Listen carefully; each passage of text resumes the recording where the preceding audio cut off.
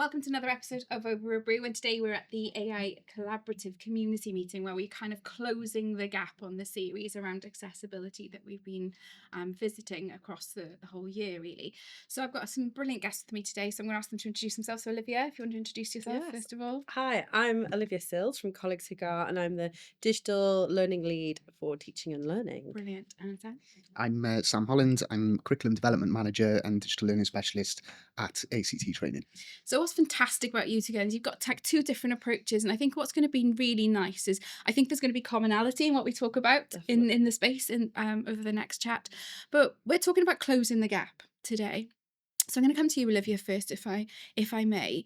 This year, you've made some great advent in the sort of the movement with AI in your college. What have been some of the things that you would say have been kind of instrumental, or some of the projects or some of the tasks around AI that you've implemented that have really sort of helped learners and helped practitioners? So I'd say for one element, we've been looking at staff training because for us, we really needed to kind of ease their anxieties and kind of give them something that they could feel that they were knowledgeable on. Everybody had varying different knowledge across it, so that was our main thing. So our team have been working really hard on developing a course. So we have a three or four modules program, which is run asynchronously. And that gives them a real basis and a grounding. So we're now working from where everybody's on the same grounding, which I think is really important to now build on that. So that for us has been really, really valuable. And alongside that, we have a really strong and clear AI policy that supports both staff and students in where to navigate and how to. So from a policy side of things, we've got that kind of sorted, and we're kind of continue reiterating it. We're on like version 4, 5 now. I kind of lose count, but it's an ever evolving policy. Yeah. And then the final thing that I wanted to talk about briefly was we're working on a trial that we've been working on this year, and in September we're rolling it out further across the curriculum, is an AI assessment scale. So it's working with Leon Fruz's assessment scale. I'm sure you might, and others may be aware of this. It kind of goes from no AI to all AI, and it has different levels in between, and it's really clear, and it's going to be on every single assignment, so students know where they stand with it. Where can they go? We heard earlier that someone was saying students just think, oh, AI, it's all plagiarism, we can't use it. Actually, no, you can use some of it, and you can use it here and here and here, and it's really clear, and just has those, that comes from that clear policy, doesn't it? Clear policy, what can the students do, what can staff do? Yeah, and I think what's come out there for me is that it's clear spines. The backstop, you've got a policy to support the usage. So staff and students know you've identified that it needs to be supported. But this idea that you've got this assessment scale, and perhaps we'll follow it up actually as a full podcast on the assessment scale, because many of us are aware.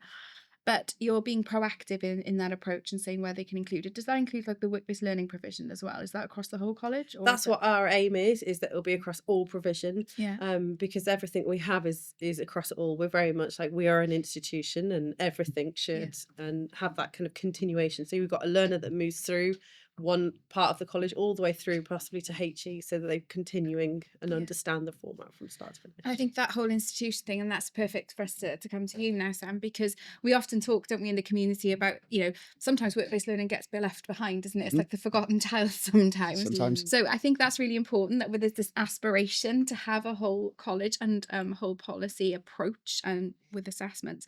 How are you using AI in, proactively, or are you finding that it's easier or more difficult in your space to use AI? I mean, it's an interesting challenge, right? Because I suppose the way that we're trying to frame it from our end is, how do we create what we're calling a digitally resilient workforce? How can we roll with the punches? These technologies are moving so quickly. The goalposts are shifting very, quite dramatically sometimes, and obviously we've got to work with our awarding bodies, we've got to work with our employers, we've got to work with the learners, and all these individual needs and priorities, they don't always mesh, right? So trying to come up with ways of ensuring that our practitioners are equipped to manage these changes. I think that's the way that we're framing it, and we're doing it in very similar ways to yourself there, in terms of sort of base level training. But then I think what we're trying to prioritize as well is that sort of regular communication. We've got our champions team, our curriculum champions, innovation champions, who are able to sort of disseminate information and training and updates to the wider teams to allow them then to tweak as needed, you know. And I think that's the name of the game with us is how can we make this fit? And it's all about linking to industry. That's the big priority for us, you know. How can we make sure that we're serving our employers, that we're serving the Welsh economy, all of that sort of stuff, in our assessment methods, in our delivery styles, all of that sort of thing, you know. Yeah, and I think what's clear then for both of you is that the proactive nature, really important, the resilience that you need to be industry responsive, and we're going to be sending learners out into a space where they're going to be needing to be not just digitally literate, but AI, digital literacy, is going to be an employability skill. So I'm going to stick with you for a second, Sam, if I can, and just ask, how are employers actually responding, though? Because it feeds into the FE space, because eventually our learners will end in that space, whether they go on HE, then employment.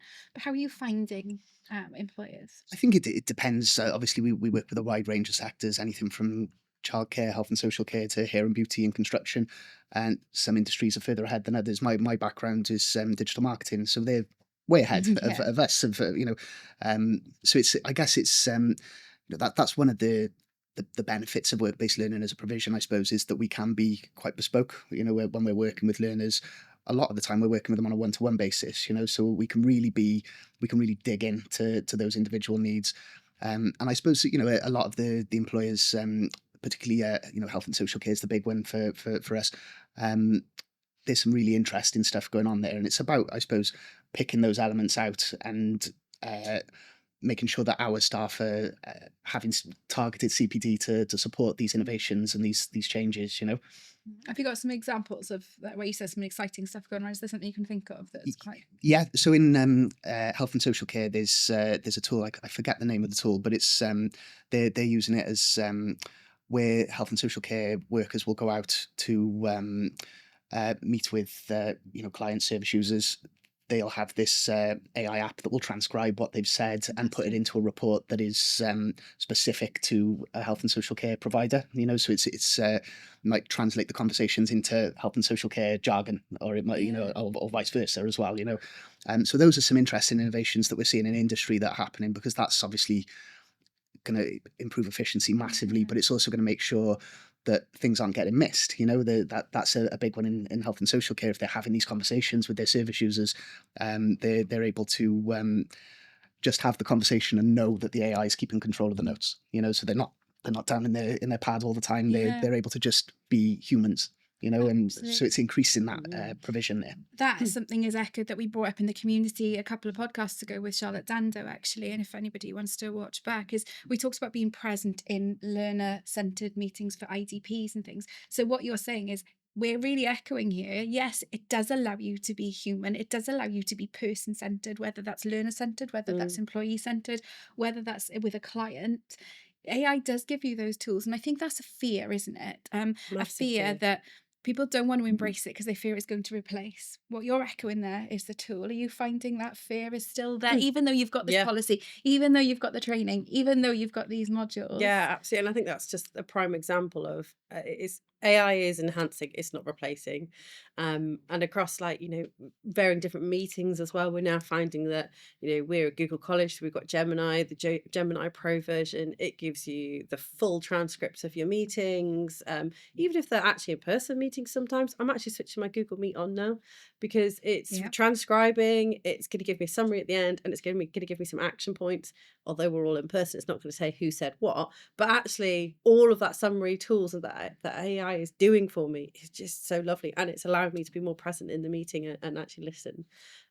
So we're looking at, in terms of accessibility, we're looking at one of our learners who has hearing impairments, actually. She wants more transcribing in lessons. So we're looking at giving her little microphones to put on the staff's lanyard when she goes in, and using Google Meets and the features within the pro versions of Gemini to support that learner. And it's things like that for me, which I'm like, this is what it's all about. This is the gem. And that gets me really excited, because I'm like, this is where it's really enhancing our students' experience of any institution, really. And if anything, that really is, both of you have just done a perfect example of how AI does actually close the gap. It is Yeah. closing the gap, allows you being present, supports a different learner, Yeah. supports an employee, allows us to be present and productive, and it enhances and doesn't replace. Thank you so much for your time. We're going to catch up with you both on a feature-length one with different things on the assessment scales and in work-based learning. But thank you, brilliant. Thank you. Looking That's all forward to whatever you do. Thank you very much. Thank you. Okay.